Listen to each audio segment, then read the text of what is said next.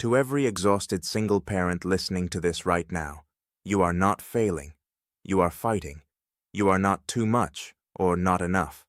You are brave, you are showing up, and your kids are lucky to have you, even on the days you can barely recognize yourself in the mirror. And to everyone else watching, your kindness, your time, your quiet heart, it all matters more than you know. Because on one stormy night, a broke single dad answered his door. And that tiny act of kindness changed his entire future. The man was poor. The strangers were twin girls soaked in rain. And their father, as he'd soon discover, was a millionaire. If you want more powerful emotional stories like this, subscribe to Extraordinary Stories. Hit the like button and turn on the notification bell, so you never miss the next story that might stay with you for days. Now, let me take you to the night Noah Carter almost didn't answer the door. The storm rattled the old duplex like it wanted to tear it off its foundations. Thunder rolled across the sky, shaking the thin window panes. Rain hammered the roof so hard it sounded like gravel, and the wind howled through the gaps around the door, slipping icy fingers into the house on Maple Street. Noah sat alone at his wobbly kitchen table, shoulders hunched, staring at an electricity bill stamped with two red words that seemed to scream at him. Final notice.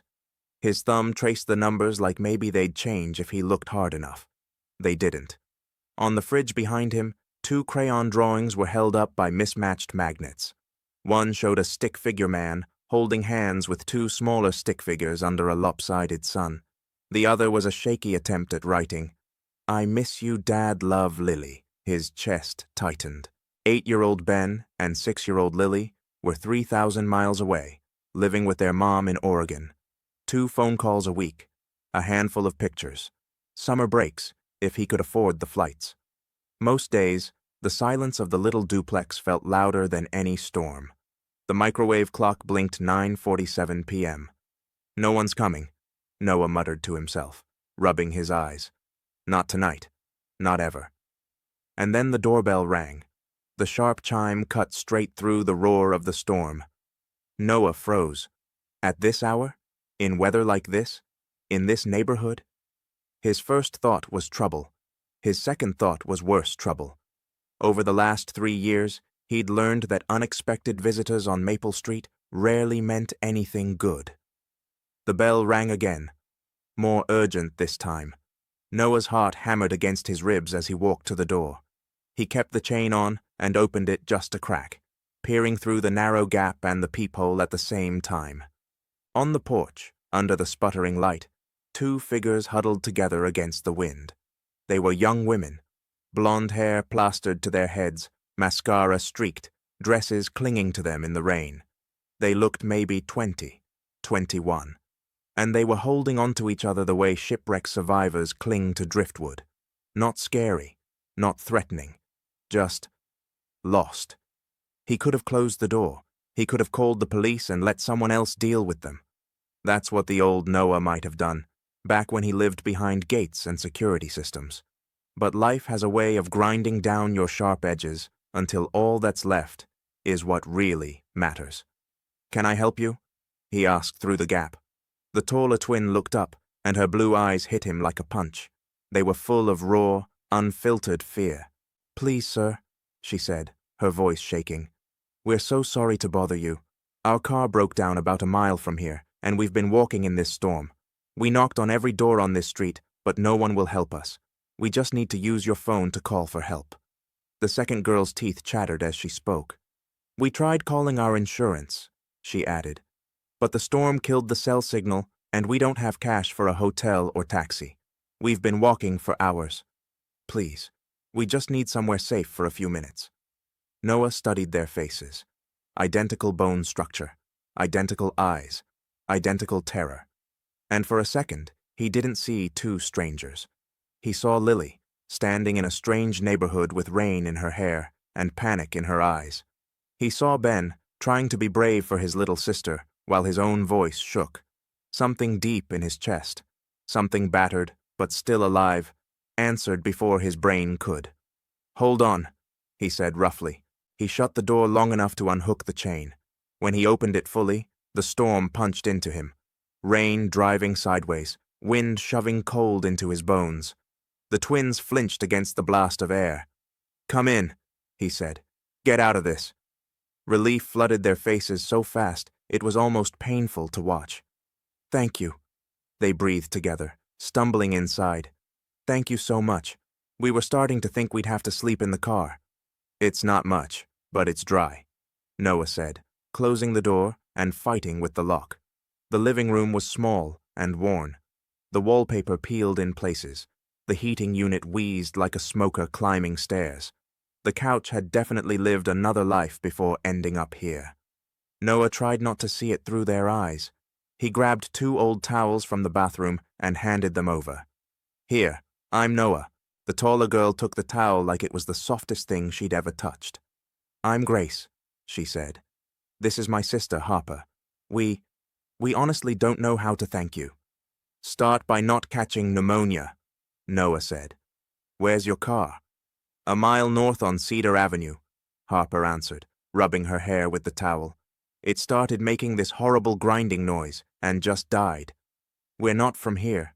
We were just—" She glanced at Grace, and something unspoken passed between them. "Looking at a property for a friend," she finished. "Cedar Avenue. Not exactly the safest place to be stranded at night, or any time." "You did the right thing leaving the car," Noah said. "Phone's in the kitchen if you want to try your luck." He watched them cross to the counter, dripping on his battered linoleum floor. Grace lifted the receiver, punched in a number, then another, then frowned. "I think the lines are down," she said, pressing the phone harder to her ear. The storm must have taken out more than the cell towers. He could feel that familiar war inside him. Self-preservation versus compassion. He stared at the final notice on the kitchen table, at the cheap dishes, at the empty chairs. Then he looked at the 2 shivering girls who could have walked into any of the 17 houses on Maple Street, and somehow ended up at his. And he heard his own voice from a different lifetime, promising baby Ben in a hospital crib. "I'll always protect you, no matter what." "You're not going back out there," Noah said quietly. Both twins looked up. "You can crash here tonight," he continued. "The storm's supposed to last till morning. I've got a pull-out couch. It's not fancy, but it's warm. You'll be safe." "We don't want to impose," Harper said automatically. Her accent was subtle but unmistakable. Private schools, country clubs, old money. "You're not imposing," Noah replied. "Believe me, this couch has seen worse." He tried a crooked smile. "Breakfast menu's pretty basic, though. Cereal or toast, if the bread isn't stale." For the first time, both girls actually smiled. Not polite smiles, real ones. "That sounds perfect," Grace said. "Honestly." As Noah dragged out the couch, searching for clean sheets, the conversation started in cautious drops and slowly turned into a stream. "What do you do, Mr. Noah?" Harper asked, sitting cross-legged with the towel still around her shoulders. "Just Noah," he said, shaking out a blanket. "I'm an architect, or I was. Now I mostly do freelance drafting and small renovation plans when I can get them." "That sounds incredible," Grace said, wrapping the blanket around her. "What kind of projects did you design?" Noah hesitated. "Office buildings, shopping centers. Once, a massive glass lobby for a tech company that never actually moved in." He didn't mention that his own company logo had once been etched into frosted glass, that he'd worn suits instead of faded flannel, that success had felt like everything. "What happened?" Harper asked gently. "With the firm, I mean. You don't have to say if it hurts." "It hurts," he admitted, "but avoiding it doesn't make it less true." The storm outside pounded the windows, a curtain of sound that made the living room feel oddly private, safe. 3 years ago, my life exploded, Noah said. Divorce, business partnership gone nuclear, legal fees that ate everything, house, savings, reputation. The whole American dream collapsed like a badly built deck. He let out a humorless laugh. "I have 2 kids," he added quietly. "Ben is 8, Lily is 6. They live with their mom, clear across the country." The twins' faces softened. "That must be unbelievably hard," Grace said. It is, Noah replied. I call them twice a week. We do bedtime stories over the phone sometimes if I'm lucky. Last week, Lily lost her first tooth. I heard about it 3 days later. 5 minutes on a crackling connection. His voice broke on the last word. He turned away, swallowing hard. What happened with their mom? Harper asked, her tone careful. She said I was never there, Noah answered. And she was right. He stared at his own hands. I thought I was doing the right thing. I thought working 18-hour days meant I was a good provider. I was building a company for them, for our future. I didn't see that I was missing their present completely. By the time I realized, she was already halfway out the door. Rain slid down the glass like the sky was crying with him. She moved to Oregon to start over, he continued. Court gave her primary custody. I get summers and alternate holidays when I can afford the plane ticket. This year, I don't even know if I can. He flicked his eyes toward the final notice, then away. The twins were completely silent, listening. You know what strikes me? Grace said softly after a moment. You're still trying. When everything fell apart, you didn't shut down. You're here. You're working. You're saving for flights for your kids instead of giving up on them. Noah shook his head. What else can I do? He said.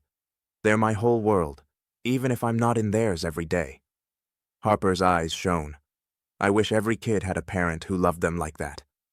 Outside, thunder rumbled again, but inside the house, something had shifted. For the first time in a long time, Noah didn't feel completely alone. As the night wore on, he learned snippets about the twins, too. They were 22, from Connecticut, recent college grads.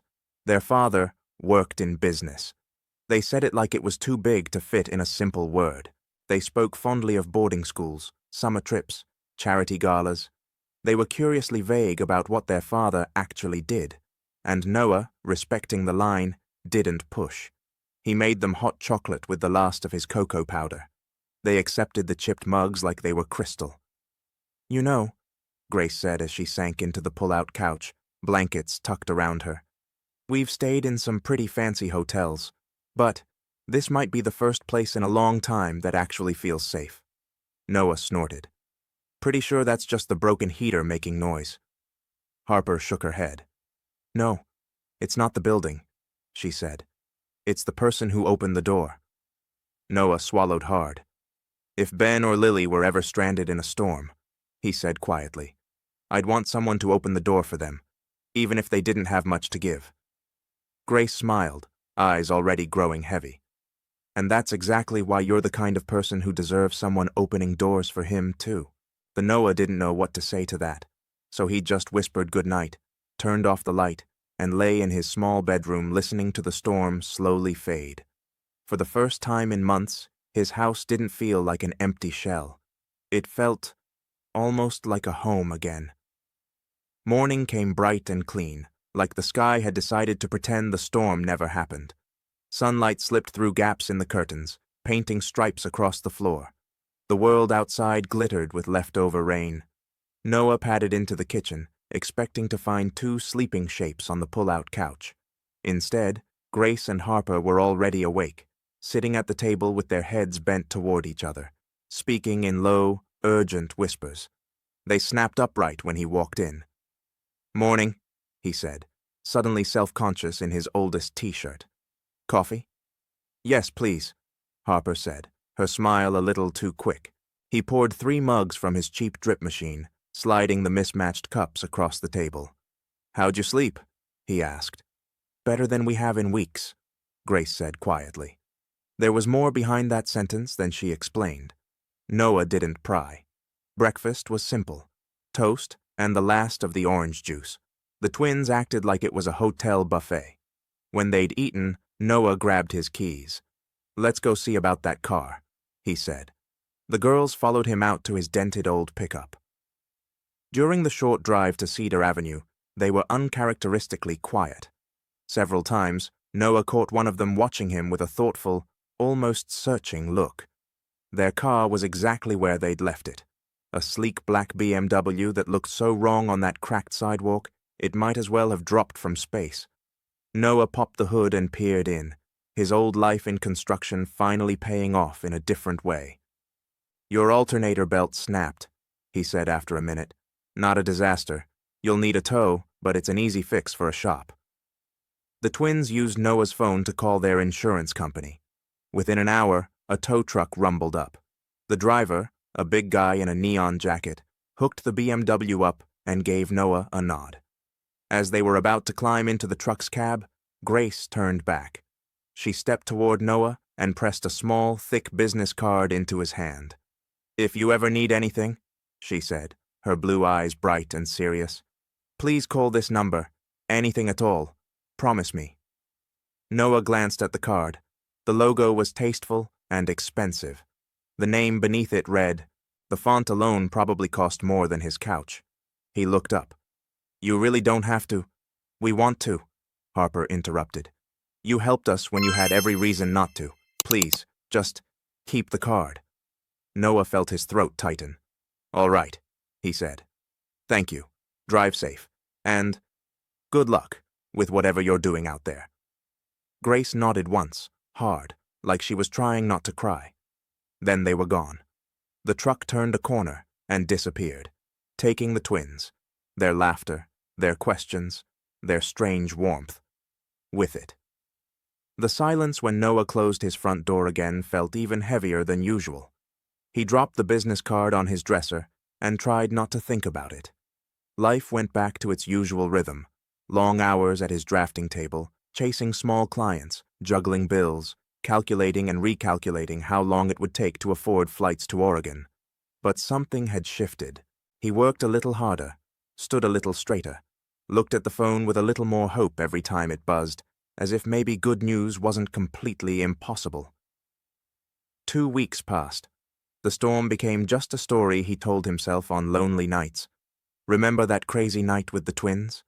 He smiled at the memory of hot chocolate mustaches and rich girls wrapped in cheap blankets, saying they felt safe for the first time in weeks. The business card gathered dust on his dresser. Until, one Tuesday morning, his doorbell rang. No storm this time. No thunder. Just sunlight and a single chime. Noah wiped graphite from his fingers and walked to the door, expecting a package, or Mrs. Henderson from next door, asking to borrow sugar again. He opened it, and the world tilted. On his front step stood Grace and Harper. They looked different in daylight, in tailored coats and polished boots, less like lost kids, more like women who knew exactly who they were. Their hair was perfectly styled now, their eyes bright. Beside them stood a man in a dark, perfectly cut suit that probably cost more than Noah's truck. He was older, silver at the temples, tall, with the kind of posture that said boardrooms and decisions that move markets. His eyes, the same clear blue as the twins, studied Noah with keen interest. "Mr. Carter," the man said, extending a hand. "It's good to finally meet you properly. I'm Richard Hale, Grace and Harper's father." Noah stared. The last name clicked. So did the logo on the forgotten business card. "Hale, as in Hale Global?" he managed. Richard's smile widened. "That's right." Noah's brain tried to catch up. Hale Global Holdings. Articles he'd skimmed online. Skyscrapers with their logo. Massive development projects. Interviews with self-made billionaire Richard Hale. Billionaire. The twins' father. Standing on his peeling porch. "Can we come in for a minute?" Grace asked gently. "We won't take much of your time. We just have something we'd like to talk about." Noah stepped aside automatically. "Yeah, of course. Sorry. My place is kind of a mess." "It's perfect," Harper said, and somehow he believed her. They sat at his small kitchen table, the billionaire in a suit that belonged in an office tower, his daughters, and Noah in his faded t-shirt, yesterday's coffee mug still in the sink. Richard folded his hands. "First," he said, "I owe you a thank you I can never fully repay. My daughters told me everything about that night, how you were the only one who opened the door, how you gave them shelter, your last cocoa, your time, your story, when you had so little to spare." Noah shifted in his chair, uncomfortable. "Anyone would have done the same." "No," Harper said quietly. "They wouldn't have. We knocked on 17 doors before yours that night. 17. Noah blinked. 17. 17 people looked through their peepholes and decided 2 soaking wet girls weren't their problem, Grace said. You were number 18. You were the one who said yes. The room seemed to shrink around him. Richard nodded. My daughters insisted we do our research before coming here. About you, your work, your situation. Noah's stomach dropped. You? What? He asked. We weren't trying to invade your privacy, Grace said quickly. We just wanted to understand how to help. Really help. The way you helped us. Richard slid a thin folder out of the leather briefcase at his feet and set it on the table. We know about your background in architecture, he said. Your firm, your portfolio, your divorce, your children, your financial struggles. His voice held no pity, only respect. We know you've been working freelance, picking up whatever projects you can, and still trying to save for flights to see Ben and Lily. Noah stared at the folder like it was a bomb. Humiliation and anger flared for a second. Then something else, quieter but stronger. Exhaustion. I don't want charity, he said, his voice hoarse. Good, Richard replied, because I don't offer charity. I offer opportunities to people whose character I believe in, people I'd trust with my company's future, and in this case, with my family's story. He leaned forward. Hale Global is expanding, he said. We're launching a new division focused on community-centered developments. We're looking for architects who understand that buildings aren't just glass and steel.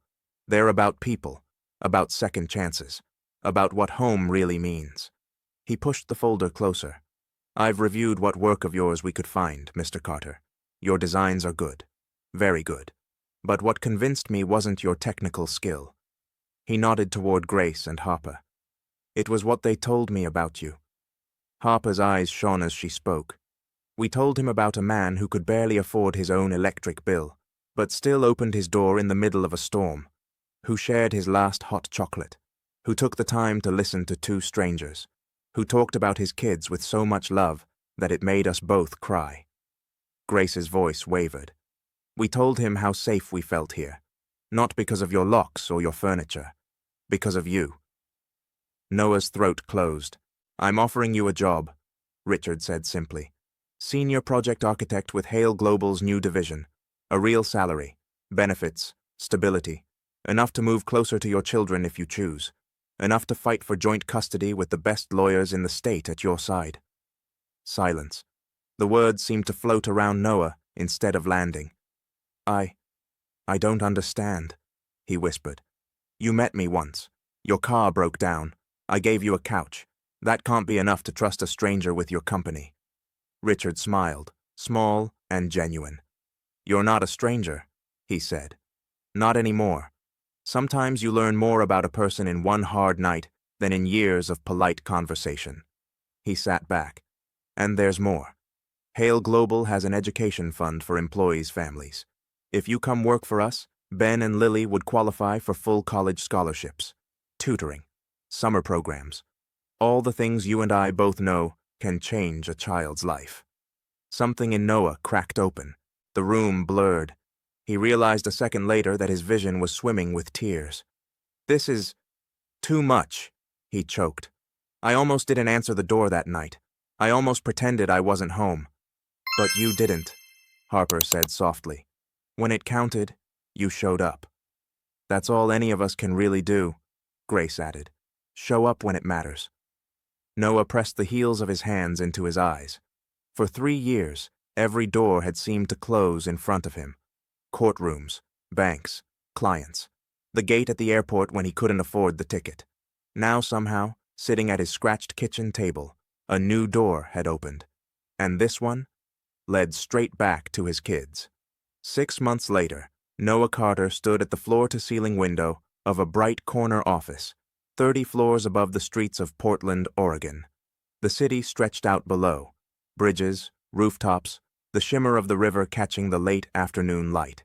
On his desk lay the early sketches for a new project, a community center for struggling families, a place with after-school programs, affordable childcare, mental health support. The kind of place he wished had existed when his life was falling apart. Behind the sketch, propped up against a monitor, was a framed crayon drawing. 3 stick figures stood under a lopsided sun. Me, Dad, Lily, big arrows pointed to each one. Over all of them, in wobbly letters, someone had written, "Finally together." His phone buzzed. A photo from his ex-wife popped up on the screen. Ben and Lily in their new bedrooms at his apartment across town, both of them grinning so hard their faces barely fit in the frame. Underneath, a text. "They can't stop talking about Dad's new job and Dad's cool office window. Joint custody was the right call." He swallowed, smiling. The joint custody agreement had gone through 3 weeks earlier. Half the time with their mom, half the time with him. Not phone calls, not once-a-year visits. Real days, real school events, real bedtime stories in person. Sometimes, when he packed their lunches in the morning, he had to stop and just breathe. Overwhelmed by the simple miracle of putting juice boxes into a bag for a field trip he'd actually hear about that same night. His phone buzzed again. This time, it was a group chat. Grace. "Dad says dinner Sunday is non-negotiable. Lasagna night. You in?" Harper. "Also, bring Ben and Lily. They promised to help me taste test dessert for safety reasons." Noah typed back, fingers light on the keys. "Wouldn't miss it. Family dinner is sacred." He hit send and set the phone down. Family. A word that used to taste like loss, now tasted like possibility. He thought back to the stormy night on Maple Street. If he'd ignored the doorbell, if he'd listened to fear instead of compassion, if he'd decided that his own pain was a good enough excuse not to care about anyone else's, Grace and Harper would have walked past his house. They probably would have called a tow truck from somewhere else, paid for a hotel with one of the credit cards their father had undoubtedly given them for emergencies, and Noah would have gone to bed that night, still alone, still wondering how much further he could fall. He never would have known that the storm was carrying a miracle right to his doorstep. He never would have learned that sometimes the universe doesn't knock gently. Sometimes it rings the bell, again and again, while rain slams at your windows, and a final notice lies on your table. And your choice in that moment can change everything. Noah turned back to his sketches. He added a line here, a curve there, a space where sunlight could pool in the lobby of the new center. A place where a tired single parent might sit on a bench, watching their kid play, feeling, even for a minute, a little less alone. He understood something now that his younger, wealthier, more arrogant self had never truly grasped. Success isn't measured by the size of your house or the logo on your business card. It's measured by the doors you open, the people you lift, the kindness you choose when it would be easier to look away. One stormy night, a broke single dad opened his door to 2 strangers. In return, the world opened itself back up to him, not because he was perfect, but because he was kind. Take a second and think about this. If a thunderstorm crashed over your house tonight and someone knocked on your door, what would you do? Would you peek through the peephole and pretend you weren't home? Or would you open the door, even just a crack? Do you believe that small acts of kindness, a couch for the night, a hot drink, a listening ear, can really change lives? If Noah's story touched your heart, tell me in the comments. Have you ever had a moment where helping someone else unexpectedly changed your life? Or are you a single parent fighting through storms of your own right now? Share your story below. You never know who might need to read it. And if you want more emotional, true-to-life stories like this, subscribe to Extraordinary Stories. Hit the like button. Share this video with someone who needs encouragement today. And don't forget to turn on the notification bell so you never miss the next story waiting to knock on your door.